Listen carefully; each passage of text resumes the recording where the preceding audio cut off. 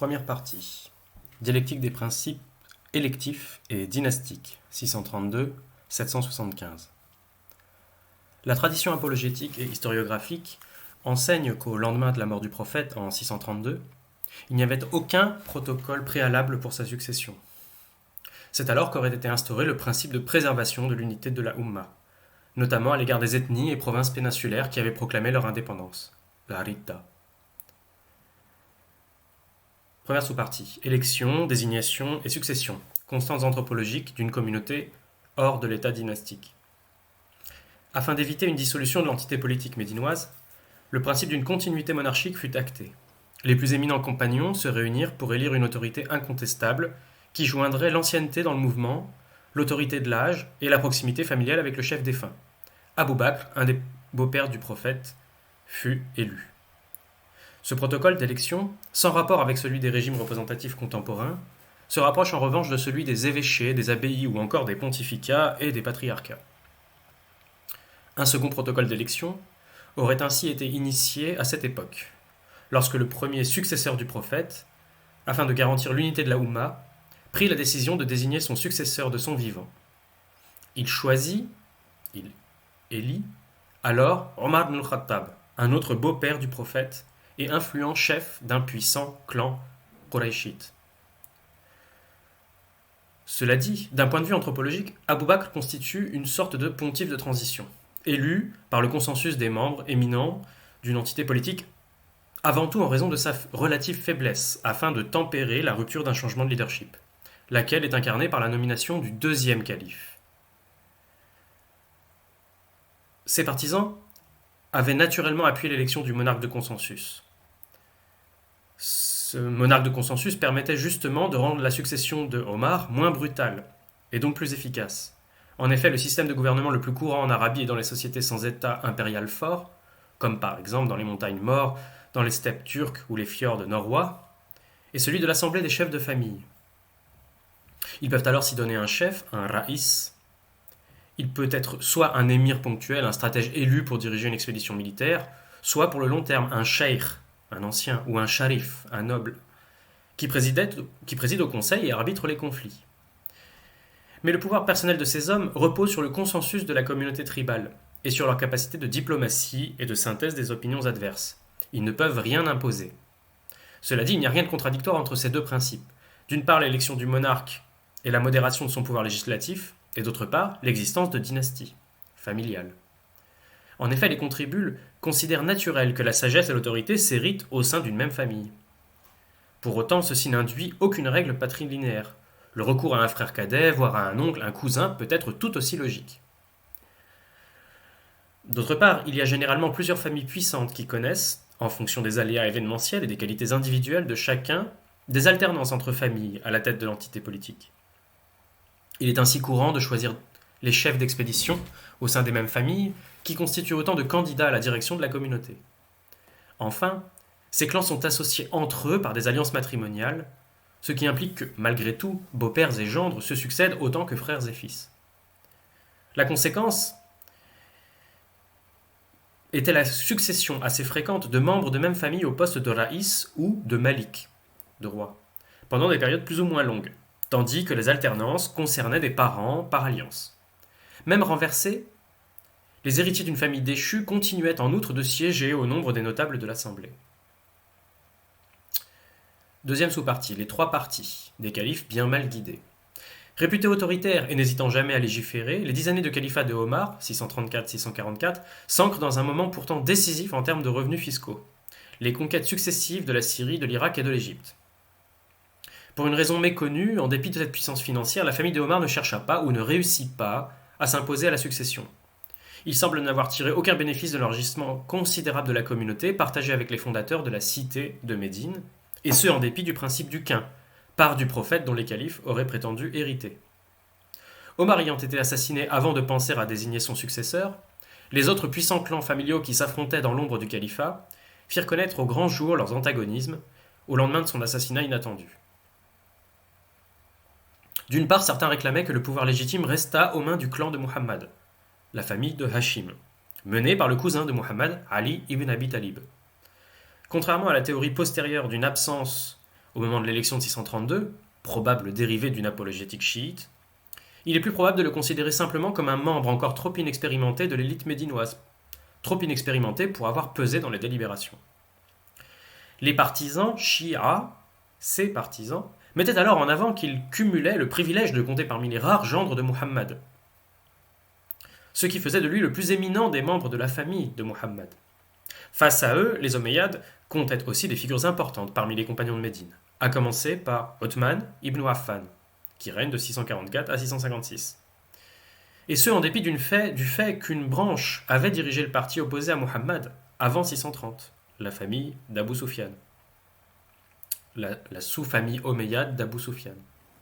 Othman fut élu en 644 au poste suprême, au terme d'une procédure similaire à celle d'Abu Bakr 12 ans plus tôt. L'historiographie abbasside, issue de la propagande anti-omeyyade, l'accuse, en opposition à la vertu primitive des fondateurs de la Oumma, d'une pratique népotique intolérable. En réalité, il mettait simplement en œuvre une logique familiale traditionnelle dans la répartition et l'attribution des postes, et notamment des commandements provinciaux, ce qu'on verra en partie 3. En d'autres termes, il mettait en place les fondements d'une stratégie dynastique, qui n'avait rien à envier à l'autre candidat au principe de la légitimité familiale, à Ali et ses partisans, Shia. Enfin, un troisième parti a été largement oublié au terme du 8e siècle, centré autour de l'antagonisme entre Omeyyades et Abbassides. Ce troisième parti se rattache au premier calife, qui n'était peut-être pas si innocent, en particulier à travers son gendre Zubayr, lui-même époux de la belle-sœur du prophète, Asma, sœur de Aïcha, la fille donc d'Abou Bakr.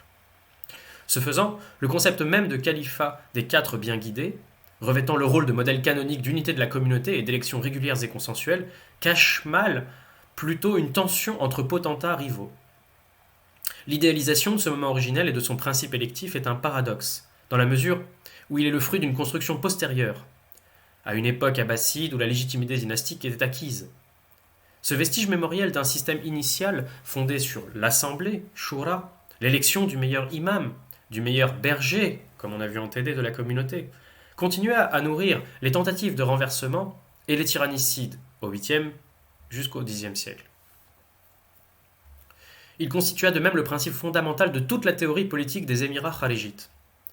En fait, les sources syriaques d'époque omeyyade témoignent bien du fait que le prétendu califat de Ali était alors considéré comme une période d'anarchie et de discorde, la fitna, définie par l'absence de monarque. Si Muawiyah finit par endosser le mauvais rôle de l'usurpateur et du diviseur de la communauté, c'est avant tout pour sauver le souvenir de cette concorde fictive. En réalité, dès l'assassinat de Omar, l'antagonisme qui couvait éclate au grand jour. Othman est en réalité le fondateur de la dynastie omeyyade, et Ali le fondateur d'une contre-dynastie hachimite, à laquelle les Abbassides se rattachèrent plus tard. Ali fut longtemps maudit en chair sous les Omeyyades, ce qui suppose qu'il était lui-même considéré comme un imposteur. Quant au premier père de la dynastie omeyyade, il subit le même sort symétrique sous les premiers Abbassides. Donc Othman. Ce fut seulement tardivement qu'une forme de consensus idéologique vint réconcilier les deux ennemis jurés, avec pour point d'accord d'évincer Muawiyah de toute prétention et de constituer la liste des 4 califes bien guidés. Sous-partie 3. La campagne électorale des années 680 et l'échec successoral. En amont, l'histoire des luttes de ce premier califat fut en grande partie écrite une génération plus tard, lorsqu'une seconde génération rejoint la lutte dynastique primordiale des 3 partis, en projetant pendant la Deuxième Guerre civile, de 680 à 692, leurs propres enjeux sur leur mémoire des années 650. De la première fitna jusqu'à la deuxième, les 3 partis familiaux coalisés se maintiennent invariablement. Aïcha et Zubayr, lors de la bataille du Chameau en 656, affrontent Ali coalisé avec Muawiyah, puis Ali et Muawiyah en 657. Ils préviennent respectivement le soulèvement d'Al-Hussein ibn Ali en Irak et de Abdullah ibn Zubayr dans le Hijaz en 680. Finalement, les coalisés omeyyades de Syrie et hachémites d'Irak s'affrontent à la tête de coalitions tribales et politiques fondées sur un parti familial. Dans le cas de Ali, son fils Hassan semble lui avoir succédé quelques mois avant de reconnaître son échec, et au nom du principe suprême de l'unité de la Oumma, le calife de Koufa aurait fini par se rallier au calife de Damas. En 661. Si Muawiyah fut alors le premier détenteur d'un pouvoir individuel monarchique, le principe successoral n'était pas acquis. En effet, c'est contre la succession de son fils Yazid que Hussein et Ibn al-Zubayr se soulèvent. Tous deux avaient fait taire leurs prétentions sous Muawiyah, mais ils rejetèrent la succession dynastique soufyanide.